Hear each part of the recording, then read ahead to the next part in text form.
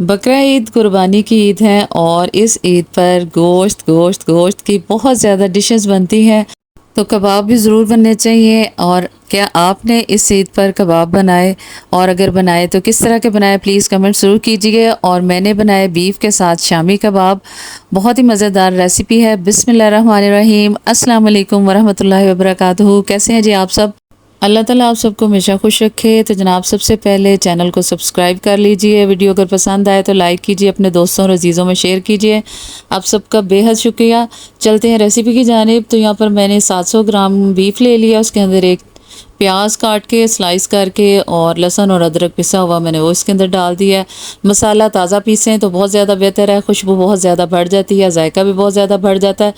ज़ीरा और खुश्क धनिया मैंने पीस लिया है, नमक, हल्दी, पिसी लाल मिर्च, क्रश लाल मिर्च और पिसा धनिया, ज़ीरा और इसके साथ शामी कबाब मसाला, 2 गिलास पानी, ये सारी चीज़ें मैंने प्रेशर कुकर के अंदर डाल दी हैं। और इसको हम सीटी लगाएंगे, 4 सीटी लगाएंगे और गोश्त को गला लेंगे। यहाँ पर मैंने थोड़ी देर पहले इसमें गोश्त बनाया था और उसी में दोबारा से मैं बना रही हूँ। अब देखें, 4 सीटी लगाने के बाद गोश्त जो है हमारा गल चुका है। तो चूँकि ये गोश्त सख्त होता है, इसलिए इसको अगर पहले गला लेंगे तो फिर जायकेदार कबाब तैयार होंगे। यहाँ पर मैंने हाफ़ के जी दाल जो है भिगो ली थी। अब इस दाल को डालेंगे गोश्त के अंदर और इसके साथ डाली है मैंने सब्ज़ मिर्चें, क्योंकि बाकी सारे मसाले हम डाल चुके हैं।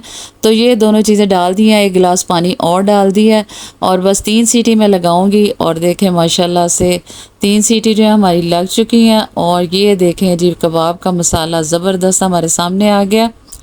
यहाँ पर देखें, कई दफ़ा हम बनाते हैं तो उसके अंदर पानी ज़्यादा डाल देते हैं या अपने प्रेशर के हिसाब से अंदाज़ा नहीं करते, तो पानी इतना ज़्यादा होता है, उसको बाद में खुश्क करते हैं और बहुत सारा मसाला जो है वो बर्तन के साथ ही चिपक जाता है।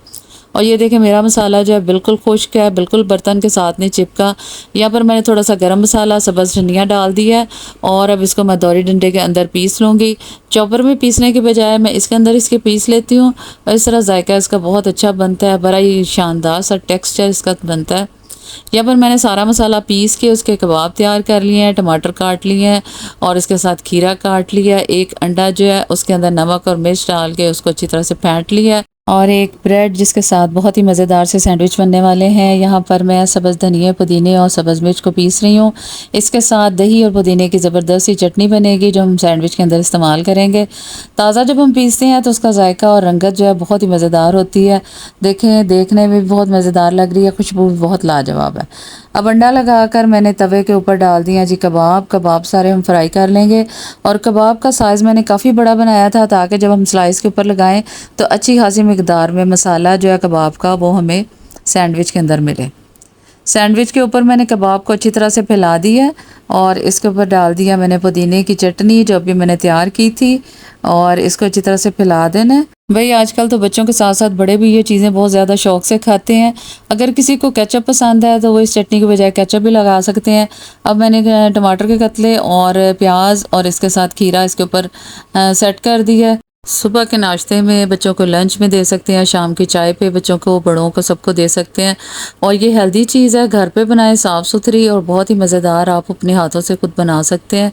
दूसरा स्लाइस रख दिया है, तवे को गर्म किया है, हल्का सा ऑयल लगा के मैंने उसके ऊपर ये स्लाइस जो है दोनों तरफ से सैंडविच को अच्छी तरह से सेक लिया है। और झटपट से सैंडविच जो है हमारे तैयार हो चुके हैं माशाल्लाह से, और बहुत ही मज़े के बनेंगे इंशाअल्लाह ताला। यहाँ पर मैंने इनको काट के 2 पीस में कर लिया, साथ में शामी कबाब, सलाद और रायता है। और एक टिकट में 2 मज़े करें बच्चों के, शामी कबाब भी और इसके साथ मज़ेदार से सैंडविच भी। तो आप लोग भी ज़रूर ट्राई कीजिए। मुझे दुआ में याद रखें, हमेशा खुश रहें। अल्लाह हाफ़िज़।